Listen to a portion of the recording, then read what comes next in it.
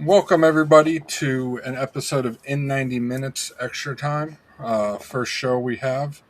Tonight it's just Luke and I going over some things that we touched on but didn't really too much into that we feel are important to get into from the main show. Earlier tonight, we record this generally on Monday nights after the main show, so everything's fresh. Um, you know, with the main show. So without holding anything up, let's jump right into it. The biggest thing Luke and I constantly harp on with the team more than anything is the tactics. Um, Luke and I, we both un- feel we understand the game and how it should be played, how different tactics and everything work. And obviously both have our preferred styles of the way the sport is played. Um, so we're going to dive a little bit more into that. We'll touch a little bit also on the front office and their priorities, what we want to see change with that potentially, and then anything else that comes to mind as we go on with as we go on with it tonight. So when this comes out, it will be Wednesday evening. So happy Wednesday to everybody tuning in. Um, and Luke, what tactics you and I talk about Yeah, it constantly on the show. We obviously don't get too in depth with it because that's not the nature of the main show. But I'll let you go ahead and yeah. So with tactics specifically, I just want to see like more organized, more. Not, ironically, our team loves to use this terminology as aggressiveness, and we want to be aggressive in the transfer window. I want to see us be aggressive in our style of play. Um, I feel like when we in past years, of course, under the Oscar Pereira brought us a trophy, you know, which is great. But he tends to be more passive in the way he does stuff, and I just want us to be ruthless in front of goal, especially at home, because he can be labeled as having an away from home style of play, and that's the way he plays. He doesn't change the way he plays, which is you know I don't know if that's the level that he's at as a manager, or whatever, but I just think that specifically with this, I just want to see us when we go 1-0 up, just go over and over and over again and try to score, and then go for one, maybe two, maybe three, or maybe four, and maybe we might concede a goal in there. Maybe we might have to give up a bit of maybe it has to be a 4-1, and maybe we have to give up like a goal, but just something to excite the fans and excite people. yeah, I mean, go back to last year's match, the Miami match. In most people's opinion, the match of the year. Yeah, At home or even away as well, but especially the one at home. Um, the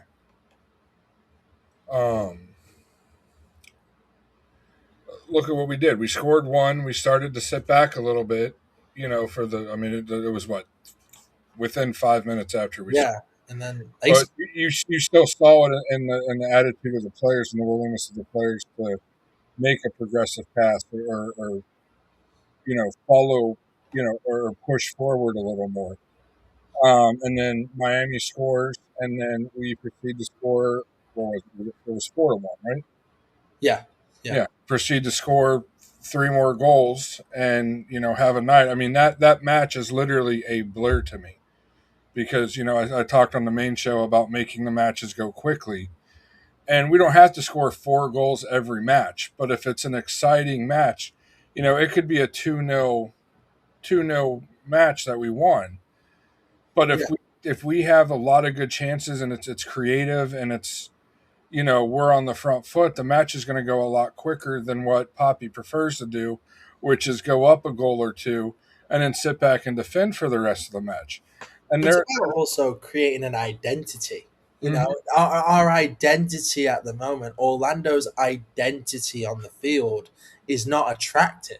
It's not, you know, when people see like Pep Guardiola, and I'm not saying Oscar Reyes Pep Guardiola whatsoever, but when people, and you can do it on this level as well, when people see and you have players, people want to say, I want to work with this guy because he's going to get the most out of me and he plays a good style of football. And, it doesn't matter what level you're at. It's like you can have an attractive style of play that players want to go towards, that players want to play for. And like that's where you get the best players kind of anywhere is your style of play, the manager's style of play. It's as much as up to him and the way he wants to conduct himself on the field than it is anything else.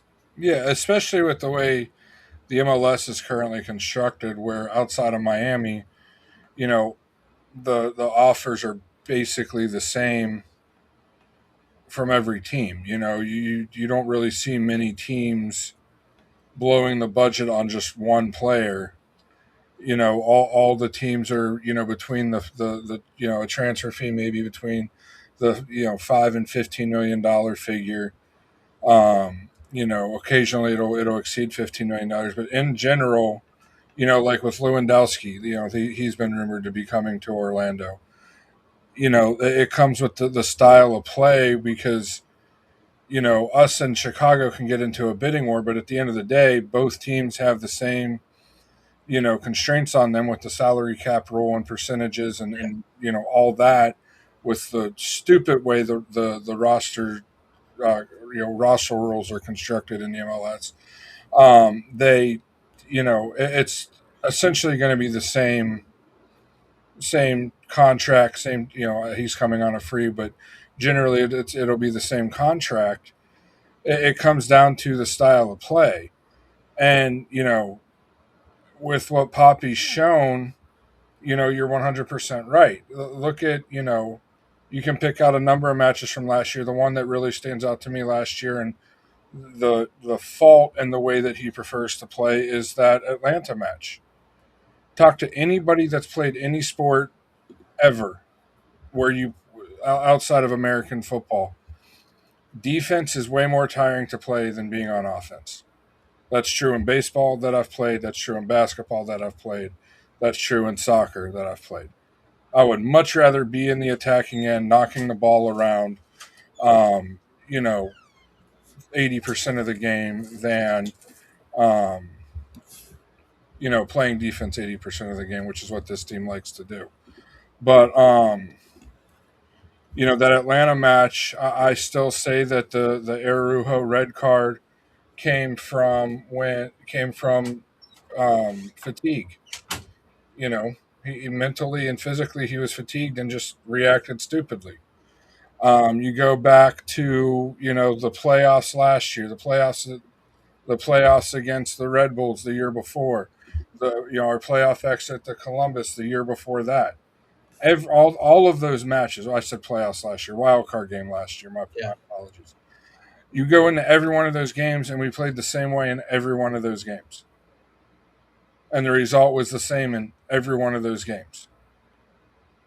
And Yeah. it's just, you know, yes, sure, Schlegel got the second yellow, but we were still playing defensive the majority of the game. We were letting Columbus dictate how the game was played. We let, New York, same thing. We let them dictate how the game was played. Ended up losing, what was it, 1-0, 2-0, something like Yeah, that. it was something like that. And And it goes back to for the big UFC fight that happened this past weekend.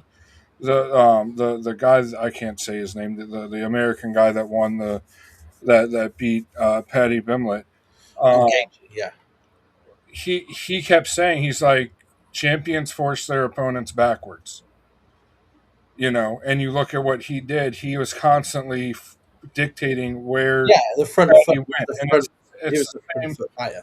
It's the same in our sport. If you can dictate how the other team's going to play, which a lot of the times we let other teams dictate the way we play, you're not going to be successful very often.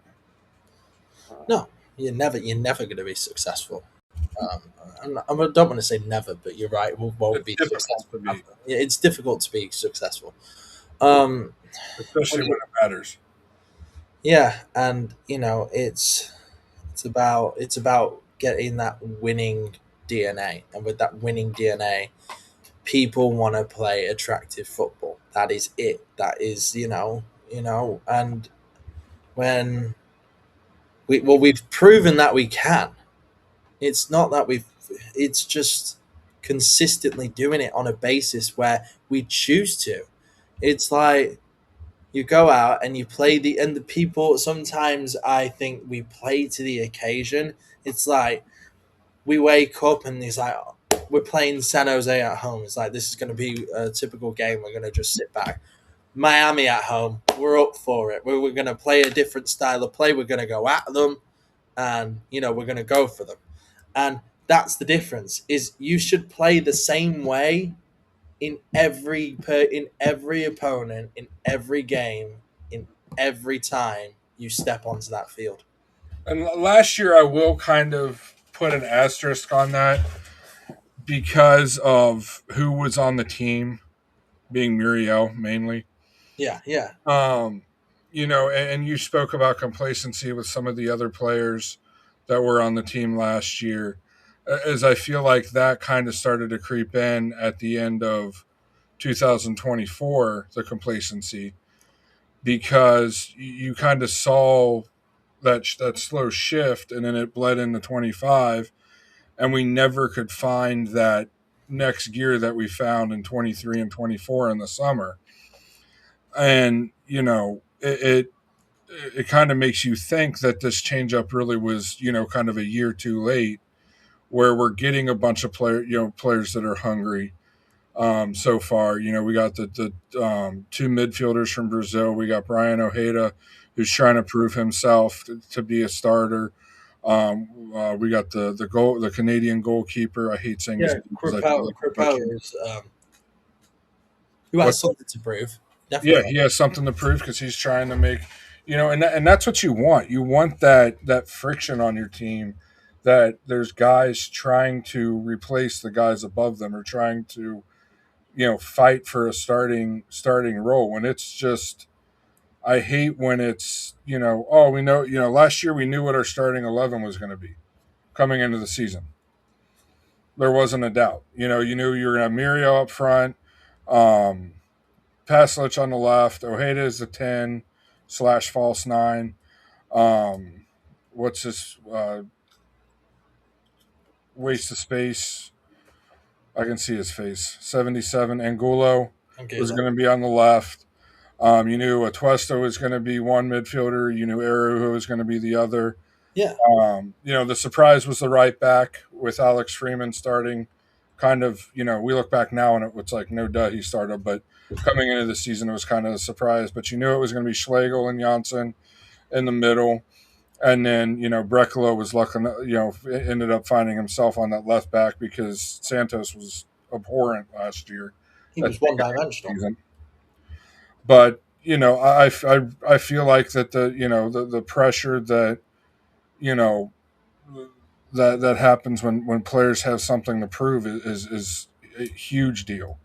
When you have these guys that are in the club for so long and get comfortable, and it's they get complacent, and It's I just feel like that kind of bled through, particularly at the end of last year, with how we finished the year. We looked brilliant against Miami, and then fell off drastically after we played them the second time. well, you look at. I don't feel like people, and we go on about Muriel and whatever. It's not what he did on the pitch that was disappointing. It was his behaviour off the pitch, which was even more disappointing as that. And when because he was the most probably influential player in our team. Like strikers look at him and or players look at him and they think, "Wow, what has he done to get to that top level?" Because he did play at a top level. He played in the top of Mm-hmm. like Serie A and top of Italy. And people ask, what does he do? And when he came with that mentality, other players see that and will think, well, if he's doing it, and he played at that top level, then I can do it. And Yeah, and that's the complacency behind it. And you cannot have one player being left behind. It's like, absolutely. if he is, if there is one player that is not up to the task, he should not be playing, he should not be starting, and another person should be put into his place, no matter how much buddy is going on, no matter how much you like him. It's like your place is not safe. And that's what I feel in this season as much as anything else. Is that nobody's is like player for player, position, nobody's place is safe. Even the Yeah, goalkeeper, even the goalkeeper specifically, the goalkeeper Galese was like untouchable. definitely. Yeah, And I mean, with kind of going to your point, I just looked it up real quick just to see where he was. I mean, you're talking with a guy that has 26 Champions League appearances and over 300 Serie A appearances. yeah, Um, and a guy like that with that pedigree comes into the team. Everybody, even the guys around his age, are going to look at him and kind of model how they go about business. On and off the pitch around him, whether you want it or not. And he was it was dreadful last year, and it was just such a disappointing year because I really did feel like we had a good enough team. We showed we had a good enough team to compete with Miami at their best, and we just fell off. The last 2-3 months at the end of the year. The funniest thing about that is I was really worried about our finishing. It was in September, one of our MLS matches in September. yeah, I brought it up on Den After Dark that Orlando Lions Den does after matches, and basically, so we scored this many goals and this and that and the other. I'm like, cool, but how many 0-0 draws do we have? yeah. How many one goal losses do we have? How many draws period? I mean, you look at our draws period do we have? You look at our record last year before we really fell off and lost several matches there at the end. But you looked at our record in the league last year, we looked like a Serie A team. We did, and the thing about Serie A is like all their defenders give praise. Like you look at some of the best Serie A players of all time, and the defenders. Mm-hmm. I mean, there's not many attackers you can name. There's probably a ton. But Kaká and Ronaldinho. yeah, Ronaldinho and all of them. But you look at like Beckham. the greats of Serie A, and you look at Buffon, you look at Maldini, you look at Nesta, you look at players like that who are great defenders. Mm-hmm. When I look at my team, I want to say my attackers are doing great and my defenders are doing great. But I want to say my defenders second or third or maybe even last. Yeah, I mean, in my opinion, they should be third. I mean, it literally should be top down as Yeah, a yeah, yeah, sheet. yeah, It should and be my that's attackers are doing good, doing great. My midfielders are doing great. My defenders are doing great. My goalie has nothing to do, so I guess he's okay. yeah, exactly, and that's the point. Is like you do not want to say, "Wow, my defender had a really great performance, man. He deserves man of the match," unless he saves it off the line of like a one moment spectacular, of course.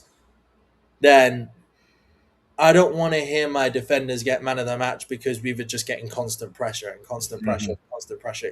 Your defenders should not be working as hard as your strikers. Yeah, no, I mean, with our tactics, and I showed it last year. I may, if we do a extra time episode next week, I may bring it back. But I showed at the beginning of the year last year, or 2 years ago, sorry, where, even no matter what your style of tactic is, whether it's, playing a low block / parking the bus, if it's, high attack, high press, whether it's, direct, whatever it is. Well, there's positions with the way whatever Poppy's teaching them tactically. where when a player gets the ball in our attacking corner extended, about 8 to 10 yards off the goal line between the penalty area and the touch line, that he there's the only option he has is generally to go straight back up the line. There's no release valve, if you will, that's right off the corner of the box that he can make a pass, that's within two passes of them, or a pass, two passes of the ball. And that's really where, attacking wise, that I feel like we get hurt and our defenders have to work even, extra on the attack, is think about how many times we have to recirculate the ball and pass it all the way back to one of our center backs to get quote unquote set up again. Yeah, it's like And when it's people when and this is the thing. It's like when managers play, when they go back to the defenders, it's because they're setting up for a play and they're setting up to attack. But when we have a moment to attack, we go back and we go back to our centre backs. The only reason you should be passing it back is keep possession, of course. We want to keep possession of the ball, but do something, set something up so we can create an attacking force and go forward and play great attacking football. It's not supposed to go back to your defenders just because I really feel like teams figured it out, really from the start last year, is if you play a low block against Orlando. I mean, think all the way back to MLS's back. I mean, I know you were 17 or whatever when that was played, 16. But you think back to the final of MLS's back, and how did Portland play us? They played a low block. yeah, And that was even with Nani. And, we get so stuck in our attacking corner and have to play it back, whether, play it all the way back to our defenders rather than play it back to one of our midfielders. Or I won't say one of our midfielders, or say our number 8, because there's not that release valve where the, attacking mid or the number 8 or whoever should be right off that top, that corner, near corner of the ball. And then it's also has to do with the lack of movement without the ball that our attackers have. yeah, I mean, how many times do you watch a match on TV? It's hard to see where Luke and I have tickets for because we're in the supporter section, but you can still see it when it's pointed out. But you look on TV and you pause it you look at it when the ball's in our corner. How many times are our attackers, 3 or 4 in just a straight line, across the back line rather than moving, or even when they're crashing, crashing on a cross, crashing the net. yeah, They're in a straight line, and you never want to see that coming from a cross. yeah. I want to reiterate on that. I just want to say that your attackers should be always doing something, always causing a nuisance. Not the nuisance that, of course, we seen from Muriel, because he was causing a nuisance for us personally. Yeah, So, but just causing a nuisance. Has presence. Like, I can't remember the last time we had a striker, probably Daryl, probably DK, where he actually puts fear into defenders.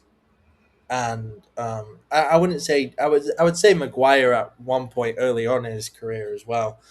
But when you have a striker who, you know, oh, he's there, and you always have to look around to say, where is he? Muriel never had that. I don't think ever. Probably in his first game, because people are like, oh my days, it's Luis Muriel. We got to keep an eye on him. And then people started figuring him out, and you know everything transcended into there. Nobody really was intimidated by it. But you need a guy like Nani. I think we need another Nani somewhere out there. well, that's why Rick Carlson, as many memes are made about him and such, that and it's a little bit different than what you were getting at, but somebody with the demeanor of this is what I'm going to do, give me the ball and I'm going to score type of mentality that we need on our team. I feel like Muriel, Duncan, um, Ramiro, Enrique when he was here, kind of all did what Poppy wanted them to do at all times. Yeah. Especially Duncan recently. Um, because if you remember when Duncan's rookie year, Duncan's first year, he would come in and score, and he did that. It seemed like 5 or 6 matches in a row, and Poppy wouldn't start him until basically we went on a bad stretch. Yeah. Had a bad stretch of matches in late March, early April, and then he started playing him, and he still scored. And I feel like Duncan kind of does what Poppy wants him to do, which I understand. Poppy's the coach, but as a professional athlete, sometimes you have to veer off what the coach says, and the coach isn't supposed to hold it against you if it works out. I mean, you look at what I mean.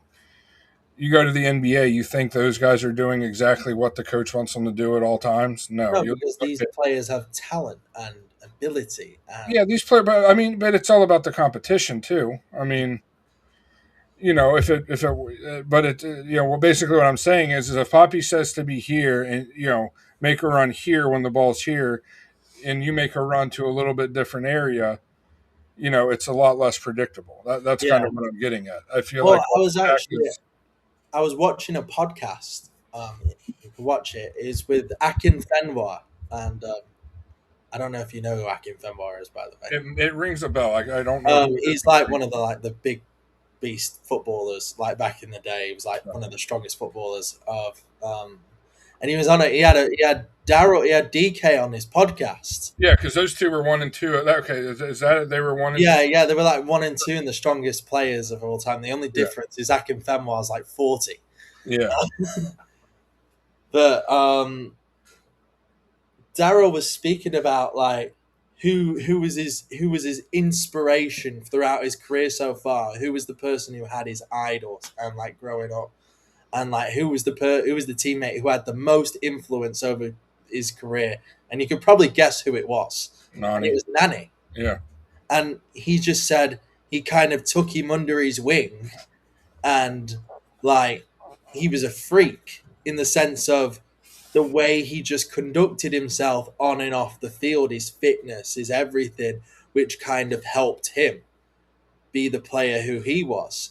So, you know, when you look at that and you look at and you hear that from these young, well, at the time he was a young player, it just shows and that, he's still relatively young. He's only what yeah, 25, yeah, 26. but I'm saying at the time he was like 20. Yeah, He was 20 at the time.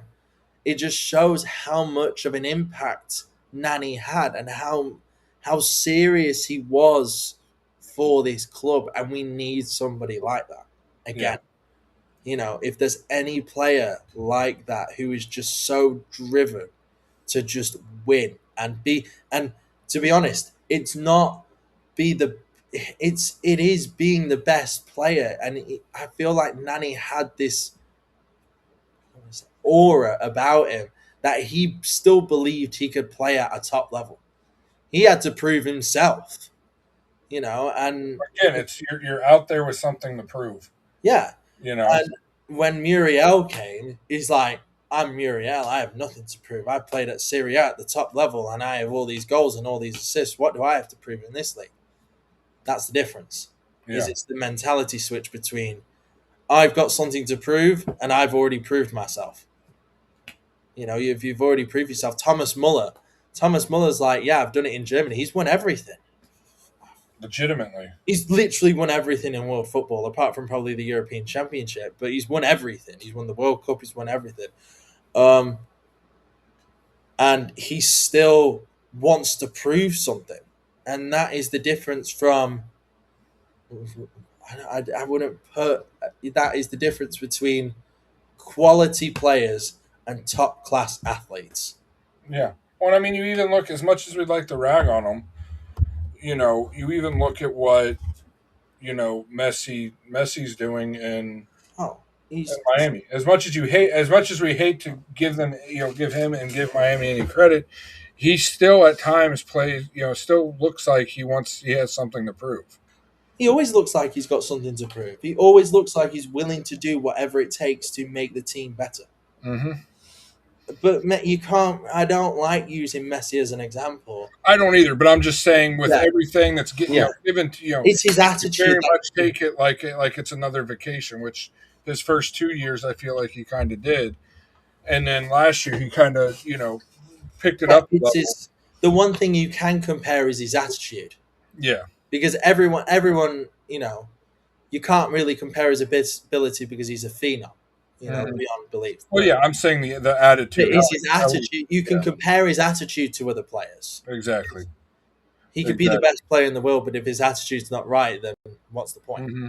And Um, one thing, back to the tactics. One thing I want to that'll be interesting to see because of some rumors that we heard floating around is that our strength and conditioning coach isn't has left the club. We got a new strength and yeah, conditioning coach, I assume. Hasn't really been announced, but I'm assuming we have a new one. So I know last year there were a ton of matches it was like halfway through the second half, and our players just looked absolutely done. They were exhausted. They were tired. Didn't have had a full week off. All of that, and we heard some rumors about there were some trainings the day before matches and stuff like that. Not trying to give an excuse, but I wonder if that kind of played into why the matches went the way they did. And playing a low block, thinking, oh, we don't have to run if we just sit on this, our half of the field, our defensive half of the field. Um, so I'm real interested to see how that works out. Um, I hope Poppy comes out with different tactics than he used last season, and really every season he's been here. Um, I feel like he feels his feet to the fire because of what. How did you see Luke his press conference on the first day of training? I don't think I did. No. Okay, I'll have to Yeah. send it to you. But he was very defensive in his answer when somebody asked about about the team and about the pressures of this year. And in my opinion, he kind of went and tried to blame the front office for not giving him a good team. Which, As much as I want to say it, though, it's his team. yeah, This is his team. In England, you can give people leeway because it might not be their team, or it might, it's like, oh yeah, but it's not his team, and he's still kind of building his own team. He's still got the players from the previous management. He's been here for eight, 8 years, 8 years now, 7, 8 years, yeah, I think this is his eighth season. eighth season. This is his team. Yeah, So he's got no excuse. You brought in the players and if you think that because there is an inherent bias towards certain players, that needs to go out the window now. Because there was, and you can have certain players that you think fit your style, but you just can't have favorites. yeah, no, That, definitely. I mean, I referred to it in our conversations, and I said it a couple times on the main show where Poppy's boys, and multiple times throughout the seasons you'd see different pictures of people and of the same players with Poppy, doing cookouts or whatever, and certain other players weren't there. The one thing I do like about the team this year on that note is I feel like he'll be the team captain this year. Is Ojeda, and they did the Q&A thing where they asked who their best friend on the team was or whatever. or it was on the bulletin board. I Yeah, don't yeah, remember, but he literally said everybody, and that's what you want out of a team captain. You want him to be, you know, friends. I'll say, for because that's the word they use, best friend, with everybody on the team. But you want to have that closeness because your true best friend's going to call you out on your BS when it happens, yeah, and that's what you need. You don't want somebody that's just friendly and afraid to call you out on that. We need a team captain that's not afraid to do that. And I feel like Janssen, you know, caught a lot of slack when he would do that from certain other leaders of the team in the past. And, they're gone now. And, I really, that's one thing that outside of the tactics, but it has a lot to do with the execution of the tactics is that some of the players were, seemed like that they felt that they were above getting, you know, ridiculed by their teammates. I mean, think about Schlegel. There were two goals, and Kyle Smith was involved in both of them, ironically. But two goals where it was Schlegel and Kyle Smith, and Schlegel tried to clear the ball towards the middle of the net, and Kyle Smith was going to try to head it out, and it ricocheted off Kyle Smith and went into the net. I And remember Schlegel was that. Yeah, sitting there yelling at Kyle Smith. You remember that one? I was like, Schlegel, what are you doing?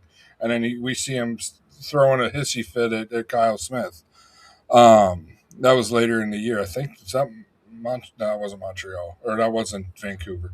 Um, I feel like a lot of the players that left, not that they were, you know, bad teammates or what have you, but I feel like they had that air about them where they felt that they didn't have to, that they couldn't be ridiculed, or told otherwise by their teammates, that they were always right, because yeah, we saw it, live in match happen constantly with Arujo. I'm not going to call them out, but I said two of them already. I don't need to say the third one. I think he felt that way, but yeah, I mean the tactics are the big thing that needs to change. Tactics can not necessarily win you matches, but they can definitely lose you matches. And taking from other sports, a good coach, good coaching, can make all the difference. I mean, just look at what happened in college football with Indiana. They went from being 2 years ago the laughing stock of of their conference, the Big Ten, to winning a national championship this year. And what changed? Their coach. And I firmly believe a coach can't necessarily win you matches, but a coach can definitely lose you matches. And I feel like unfortunately our coach has lost us more matches than a coach should in the last since he's been here. Um, but moving on, another big topic that we touched on a little bit that we didn't get to on the main show was the ownership and front office, kind of what their priorities are. Um, for those of you that didn't see it,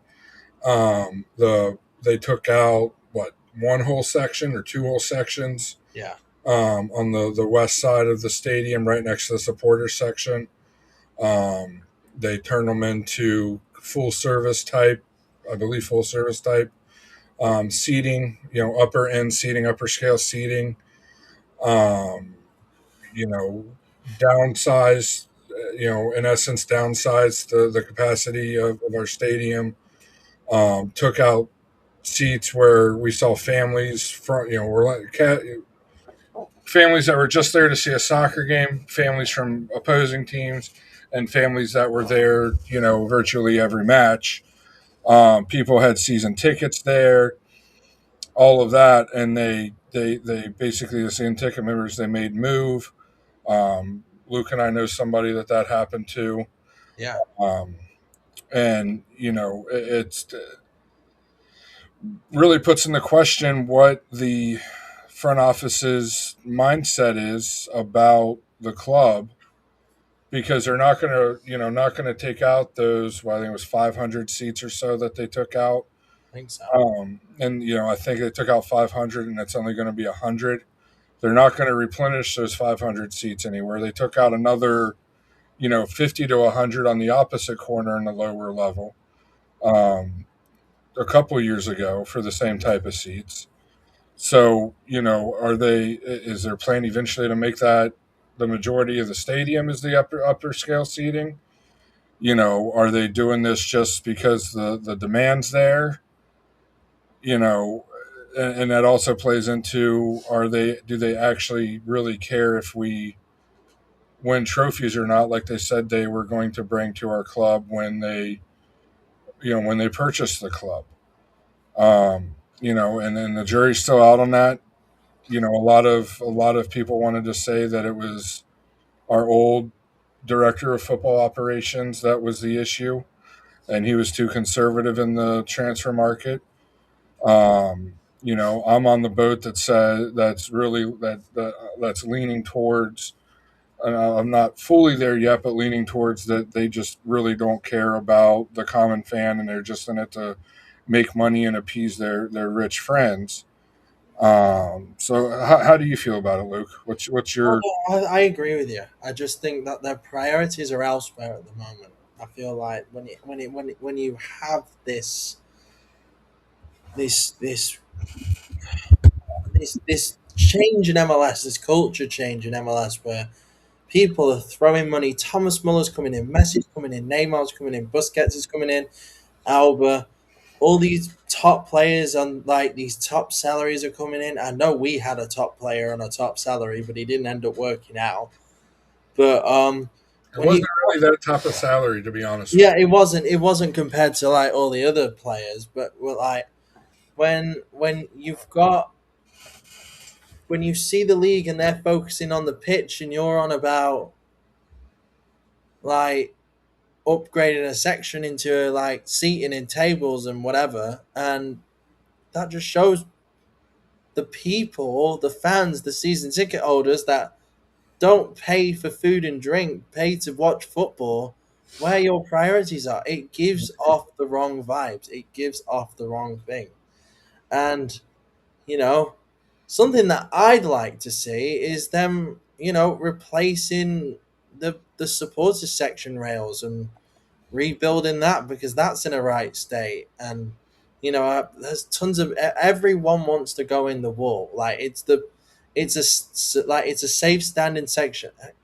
Was it right at the time? It was the first safe standing North American safe standing section. Yes. At Everyone least in the league, I don't know North American, but I know in the league it was. Yeah, yeah.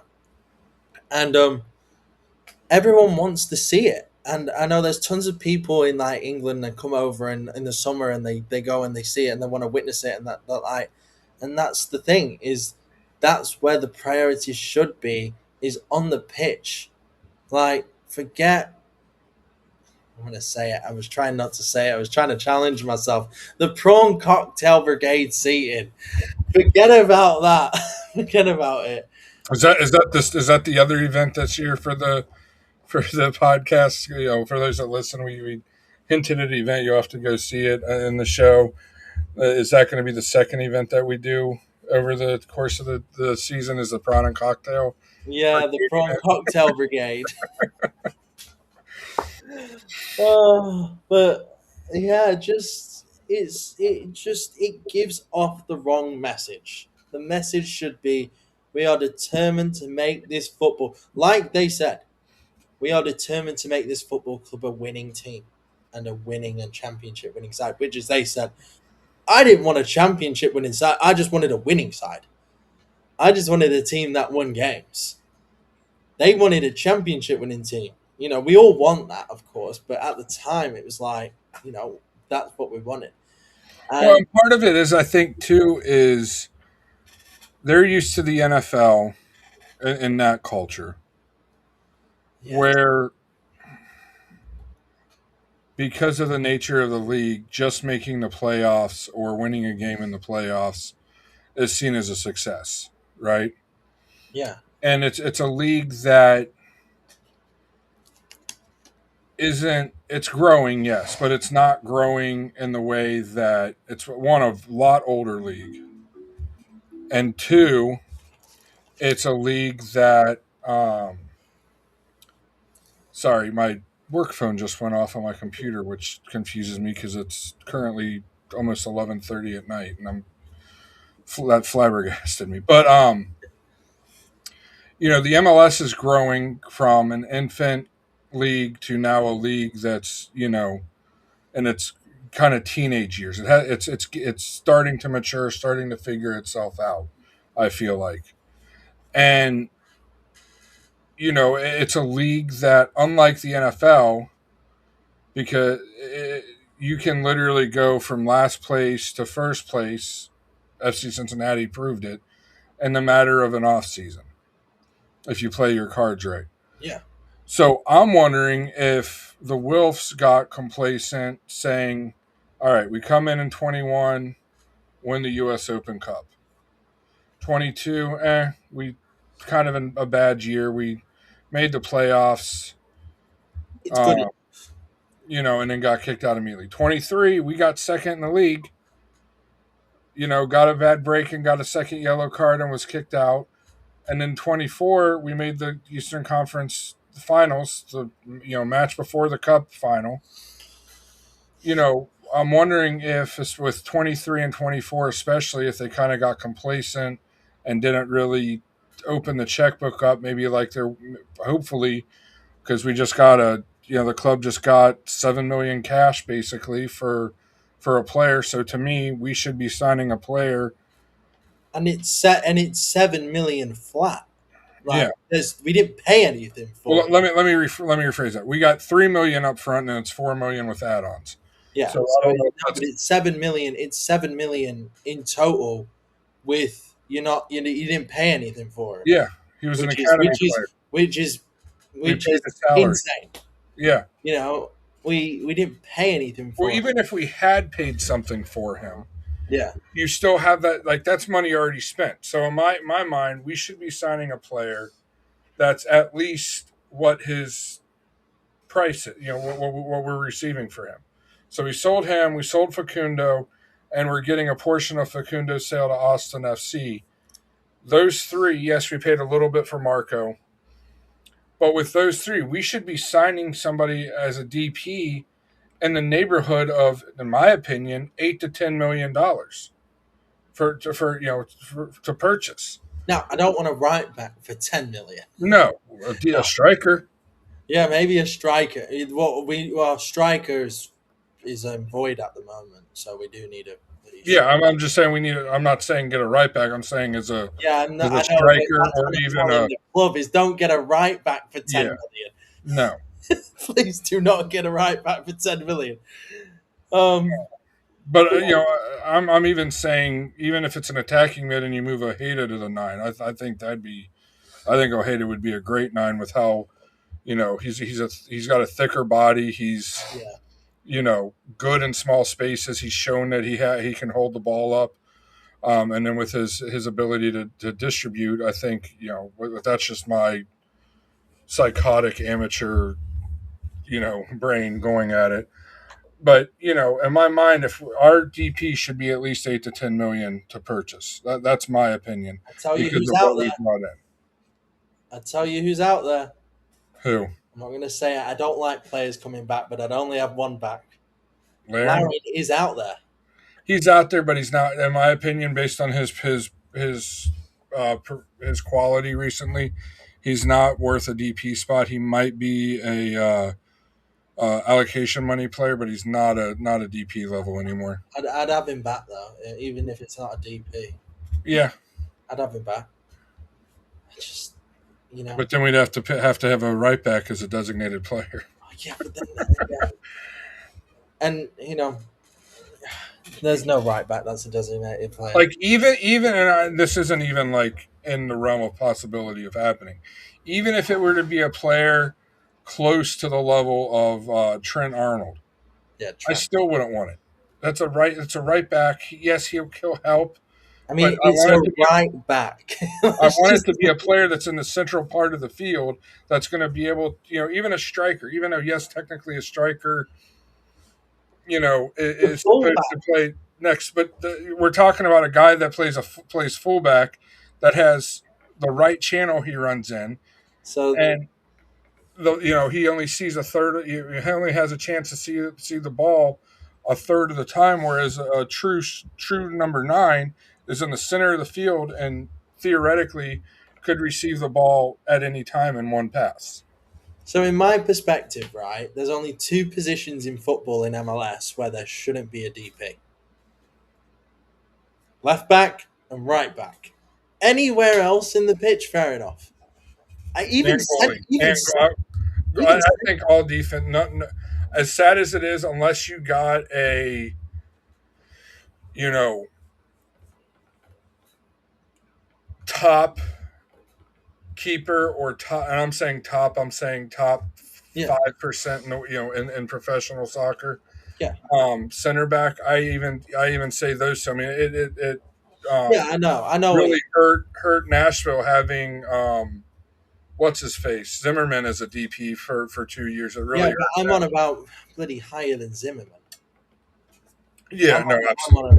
about like top, like again, like top 5%. Yeah, you're talking about oh, what's his face, the guy that went to Chelsea from PSG on a free,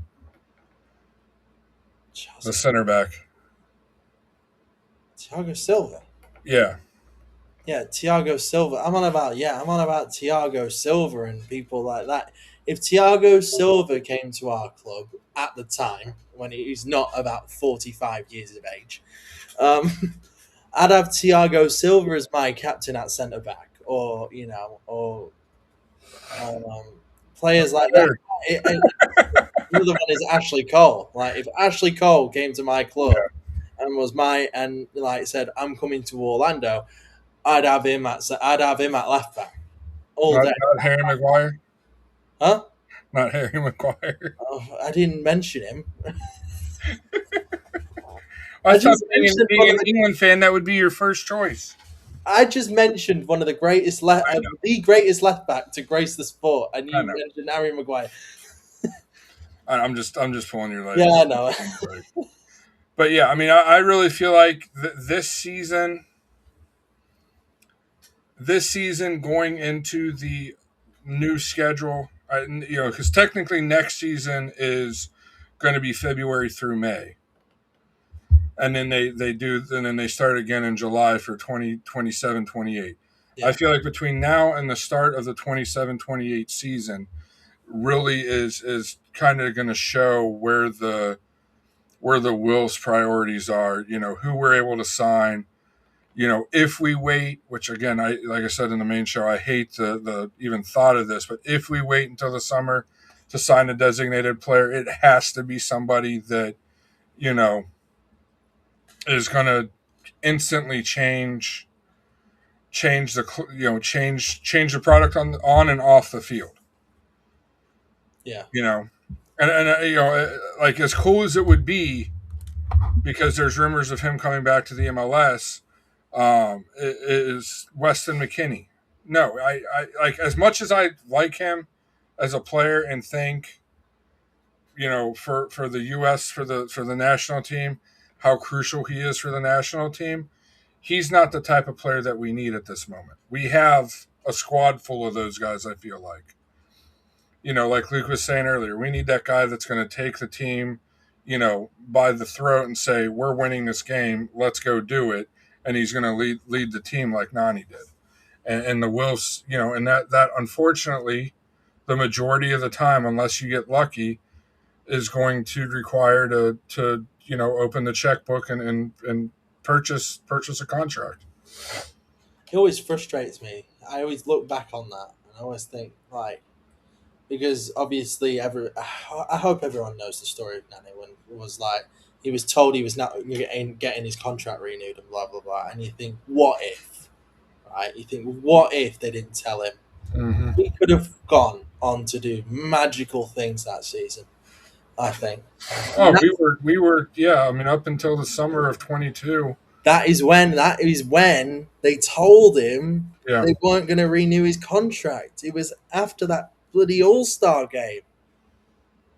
And And then I think the next match was that Philly match. He got that red card.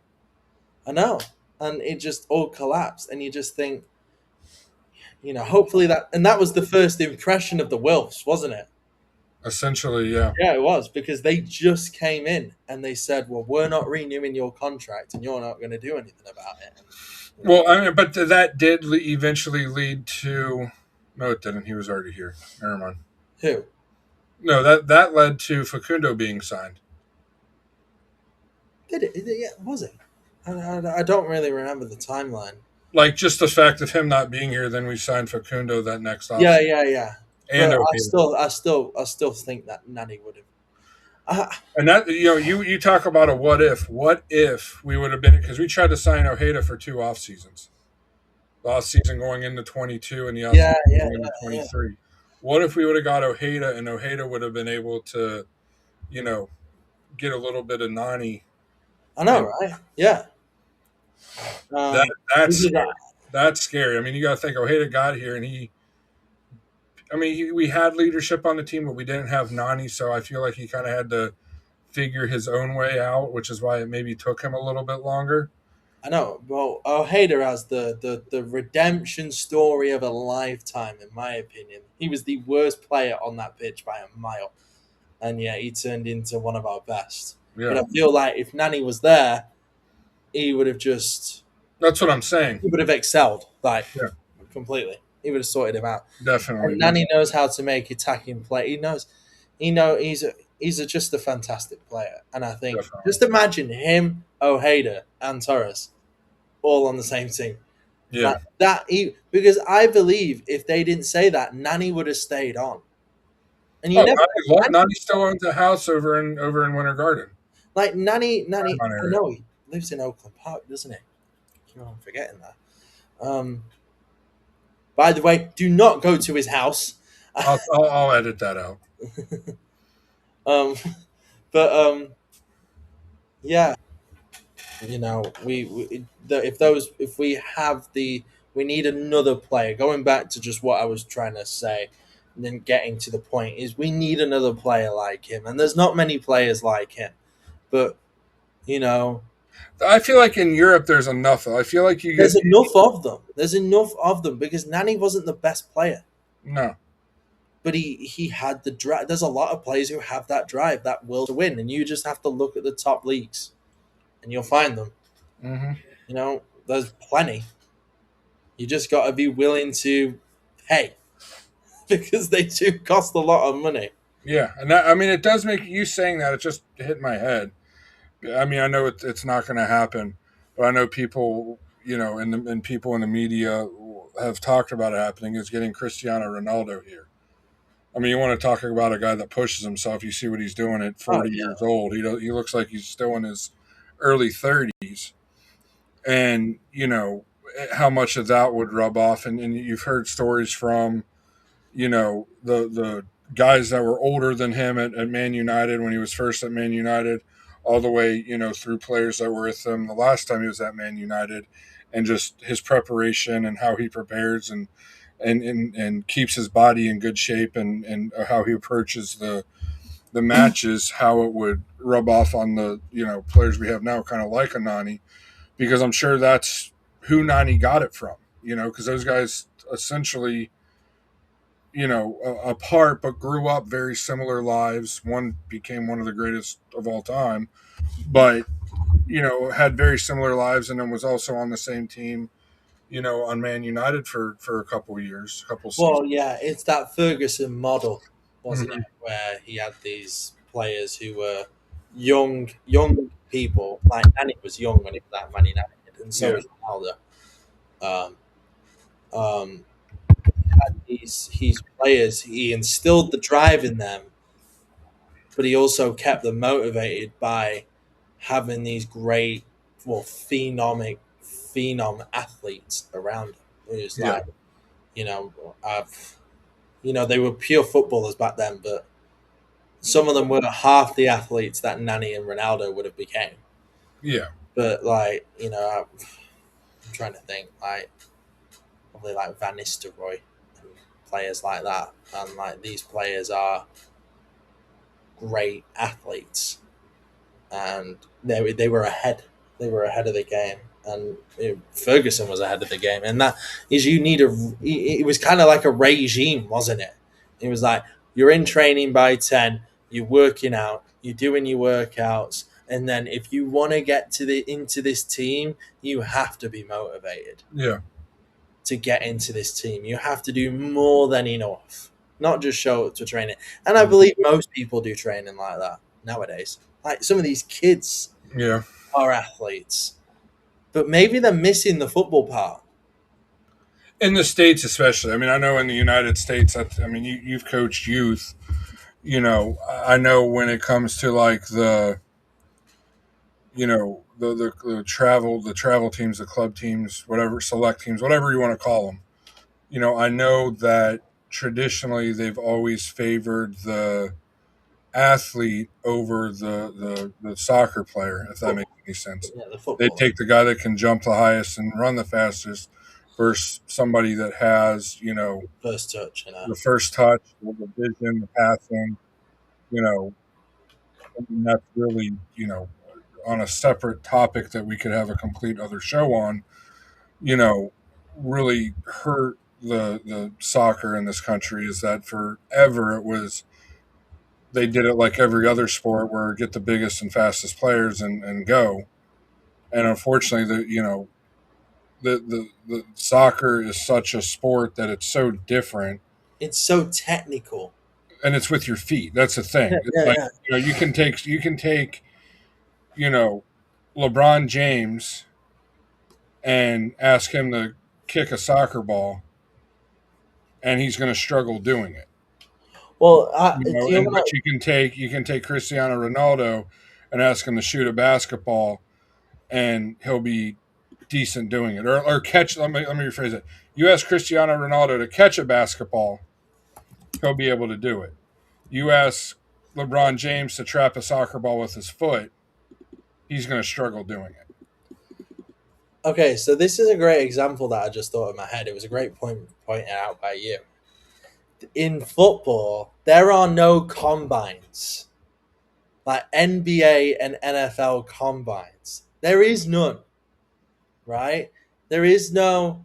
Okay, let's see. That's an American thing. I know, it's an American thing, but that just proves that football is not like those sports, and it is about your technical ability of a football, and you can only do that in a game. It does not matter how fast you can run and how high you can jump if you do not have the footballing ability with the ball at your feet. You are never going to make it. Mm-hmm. You could be the slowest player of all time, but if you've got technical ability, you're going to be a great player. And I'm not saying the I game. mean, look at a player, and I'm trying to think back because I didn't follow it that much. Back when the guys that are now considered legends, but I'm thinking like an Iniesta or a Roy Keane, guys that Eric Cantona. weren't these athletic specimens. I mean, they were athletic. Don't get me wrong; they played at the highest level, but you look at them and you see them on the street even when they were in playing shape, and they just look like average Joes. They didn't look like what. I mean, look at professional. Ronaldo, not Cristiano, but Fat Ronaldo. Yeah, Literally called Fat Ronaldo. R9. Yeah, R9. Like he was nothing, but he was a heavier set guy. He wasn't like the He most. was a striker, but yeah. Yeah, he was a heavier striker. He was not like these guys who were shredded, but his technical ability was off this planet. Yeah. Ronaldinho. Actually, Ronaldinho was an athlete, but his technical ability of the football was like given talent. But he was also worked incredibly hard. It depends on who you ask, but But in his prime, he at worked. a professional level, yeah. No, Yeah, he worked hard to get there just by having the ball on his foot and Yeah, and he playing did. the game. But you ask the There's people tons of, around him in training, and he didn't ever train. but yeah, but Because it was a natural thing. I mean, it you was look at natural, and that is the difference, right, between Nani and Ronaldinho. Is unfortunately hard work beats talent, but sometimes talent doesn't beat hard work because like if Nani had half the talent of Ronaldinho, oh yeah, he'd be flipping nuts. He'd be in the stratosphere, and that's the difference. And well, going again, I go on these tangents, and sometimes I don't get to the point. well, you're the one because I do the same thing. You help inspire doing this additional show that I said we could talk. When I brought the idea to the guys, I said we could talk for a half hour. We could talk for 2 hours if we needed I to. know, right? um, if the our listeners and viewers have an idea or have a question about something we brought up, feel free to comment on it. It will be posted on YouTube. I think I said that at the beginning of the show, but it will be posted on YouTube and all the audio services on Wednesday evenings, unless it's a match day, and then we'll do it on Tuesday evening, for the weeks, the few weeks we have Wednesday matches this season. But it's literally, just a place for us to come and say things. And if, somebody has a specific thing, what's the word I'm thinking of? Like run of play they want us to discuss and what went wrong or what went well in that course of play, feel free to let us know, because honestly, I do that day after matches anyway, especially if it's one if it's a home match, because you can't always see everything in the stadium because you're caught up in the moment, and then I can come home, that night or the next day and be like, let's see what they did here and see what really happened. Um, so this is a show to just you know help the fans out, help our get some things off of our chest from the show, and it's a session where we can go on these tangents because there's no constraints on time because More of an analysis on what's going on, right? exactly. Yeah, that more than like we kind of have to go from one subject to another, Yeah. and you have to get all the subjects in because, Mhm. of course, there's a lot to speak about. So, um,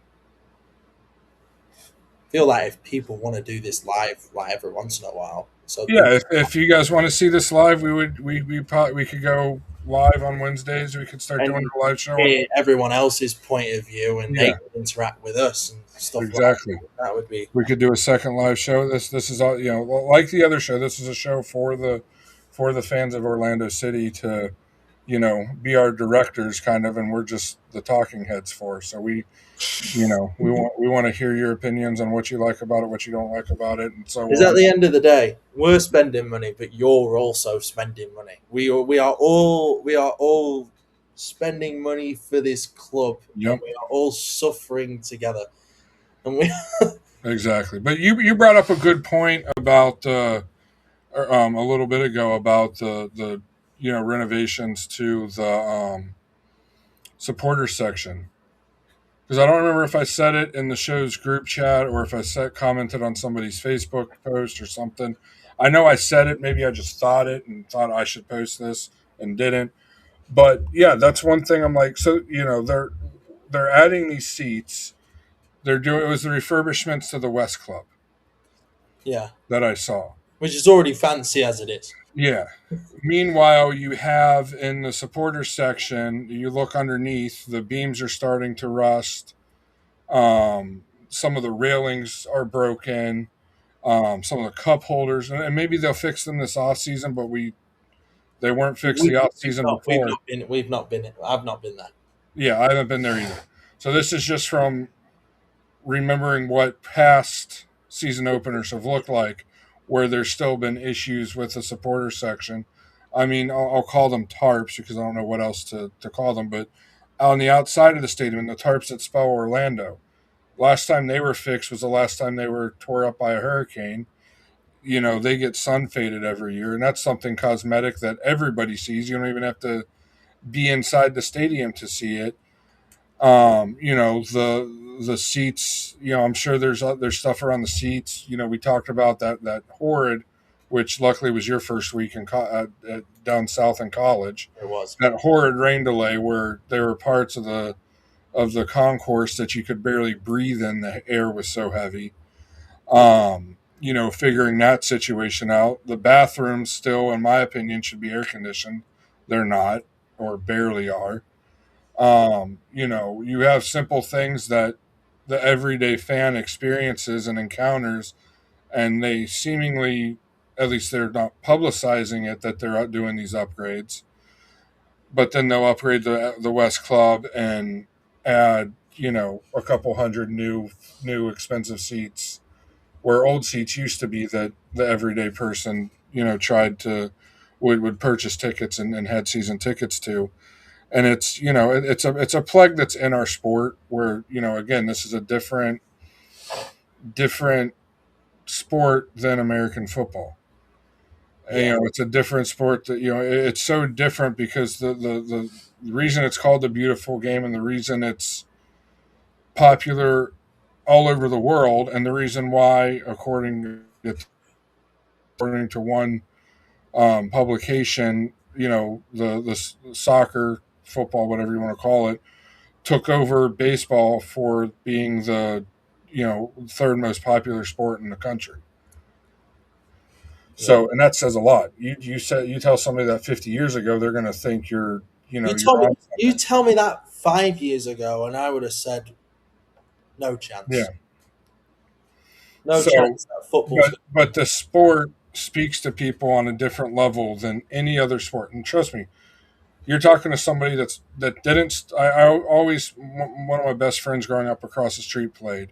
I didn't play my first season until I was 9 years old, and didn't really understand the game until I was in high school because I had a really good high school coach. So you're talking about somebody that didn't come into this game until later. I wasn't born into the culture like Luke was. I wasn't raised in the culture like a lot of kids now are.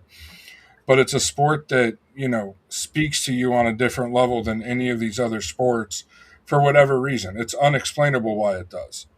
And, there's nothing like it, no sport like it in the world, and there never will be. And the fact that owners, seemingly our owners, are a part of this, have this mission as well, but it's all over the sport, especially at the top levels. These owners are trying to take the sport away from the people, the common person, and turn it into a spectacle for the upper class, and it's just a shame that it's happening.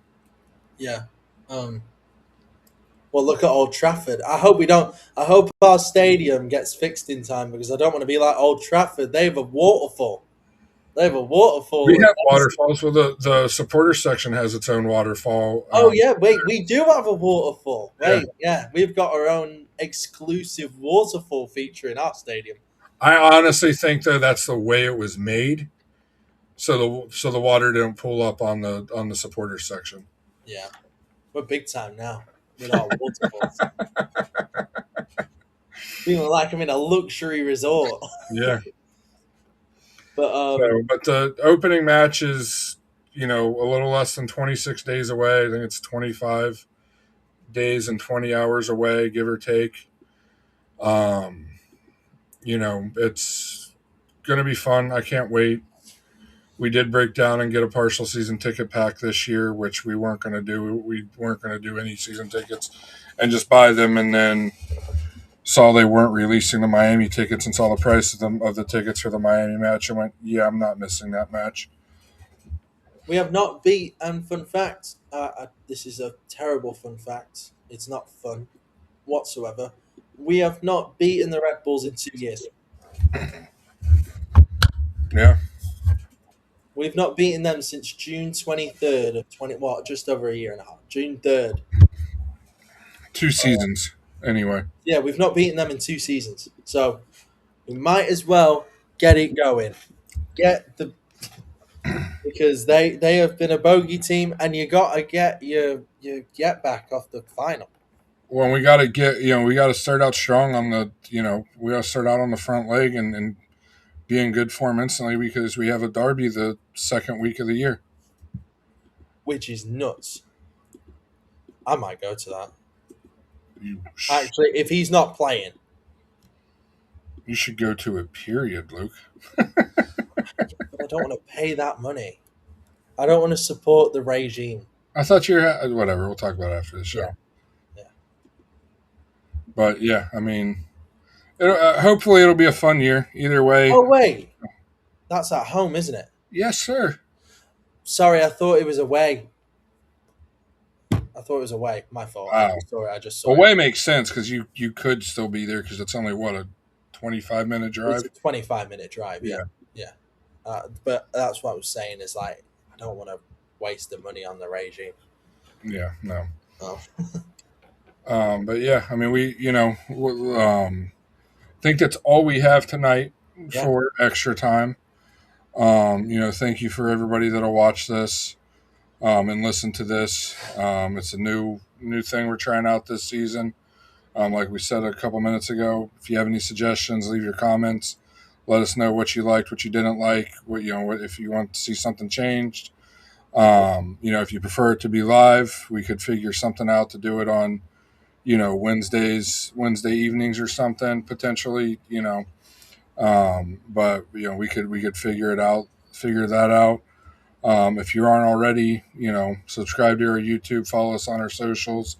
All of our socials should have our link tree, which has links to all the other socials, our links to Spotify, YouTube. I believe Apple Music or Apple Podcasts is on there too for a link to it. So this will be on your favorite streaming platform, as well as YouTube. And, we should be doing it just about every week unless, we have a slow couple weeks leading up to the season. But I guarantee you once the season starts, it'll be every single week. We will have one of these extra times. And, Luke, do you have anything else to wrap it up with? I think you've said everything, really. Yeah. I think it's just now the countdown to the season is on. And, we got to see if we make any more changes, any more moves. Definitely. I'm excited. Or trying to be excited. Trying to be. I'm excited for the new season. I'm not excited what the new season may hold. Yeah. And we that's what I'm saying is it's you never know what the season holds because we said it before, we finished 13th one season, then we went and we finished second after seasons later. Yeah, we weren't well, I mean, second. Take out 2020. Yeah, and then 21 I think we finished I don't know, 8th, 9th. It was higher than that. 21 we made playoffs, so that was top. But then we started at the beginning of the season at 13th, and then we ended up getting second in the league. But that was it. And you just never know, and especially with this team. It's so unpredictable what you're going to get. Well, in this league, I mean, look at the Red Bulls last year. They were in the Cup final and LA Galaxy too. Both teams were in the Cup final and neither even made the wild card game. I know. And it's just, you just never know what the season holds. And, there's one thing about our games, and that's I'm going to be there, you're going to be there, and we might laugh and we might cry, but we're still going to bloody be there. When have we ever laughed at the game except for making fun of something the team does? It's usually us yelling at each other about what the team's doing. I know, right? It's not really like my arms are thrown about. And it's like... Especially, I mean, even before kickoff. Even when they're lining up for the kickoff, Luke, 90% of the time's yelling at the team because they they're not kicking off the right way. Well, but that's the thing, right? Is like that's my own personal opinion. Speaking of opening a can of worms from the main show, Please kick towards the wall in the second half. That's all I ask. That's all I hey, it ask. worked out in the Miami game. That We worked out very well. absolutely did, and I celebrate like we won the game. No, they kicked towards the wall in the first half. No, I know, but I'm saying like Yeah. when we do, I celebrate like we've won the Oh, league. yeah, it's absolute limbs with a party of one. I know. Full limbs are going off when we're kicking towards the wall in the second half because that's the only way it should be. No, I do agree. It's an annoyance to me that the majority of our matches we kick towards the wall in the first half. I feel like that's something that should be the second half. How in leagues all over the world they have it figured out. It's just It seems standard. It seems standard where the home team kicks towards their supporters end. Their end, if you will, yeah. in the second half. I'm trying to think of the Milan matches that I've watched at home. I feel like every one they kick towards their ultras. And Well, the theory that I had with that, right, and this was the theory that I had, is like, I'm like, well, maybe in South America, because he is South American. I've watched South American, and there's two supporter sections on both sides. So I'm thinking maybe he thinks it doesn't really matter. well, in South America, a lot of stadiums, it's the entire It's stadiums the entire stadium as well, but they've going. got like flags going and everyone chanting like on both sides of the stadium specifically on that Mhm. quote. So it didn't really matter. But so I didn't think it kind of but it does matter in this because you've got one section who does do stuff and they do watch the game and stuff like that. But it's tradition in English football, and I don't know about German football or Italian football necessarily. But in English Like I said, I'm thinking I can only speak in English football. the matches because obviously I watch both. I watch English. I watch Germany, and I watch Italian Yeah. mainly. And I feel like Dortmund, it's hard to see because of the way their stadium is. What the Alliance? Oh, sorry, not the Alliance. The what? No. Oh, yeah. The Dortmund Stadium. Yeah. But Milan, it's pretty clear which side's which, and I feel like Milan and Italy always kicks towards their ultras in the second half, and I want to say Dortmund does too because I'm trying to think the times that I've seen stuff where like their displays before kickoff are shown, and I feel like it's always Dortmund on that side kicking away from them in the first half. Yeah, and it's the only way it should be. No, I agree. Can we add that to the outro? The fourth thing. Please kick towards the wall in the second half. Definitely. Kick towards the wall in the second half, and Luke will be happy, win or lose. Win or lose. Just seeing my team play in the second half is all I ask for. Definitely. I don't care if I see a belter in the first. If I miss a belter in the first half, I don't care. I just want to see us kick towards the. It's tradition. Sometimes those are better. It's a better view when they're kicking. I know, right? When there's a belter in the first half, Like Ojeda's free kick that hit off the post late last year. Remember when I called it? Yeah, and that was limbs. Nothing that the club did post the Cartagena one from the Nashville match a couple years ago. That was a belter. That was that was the best goal that I've ever seen live. But we'll wrap it up now. Yeah.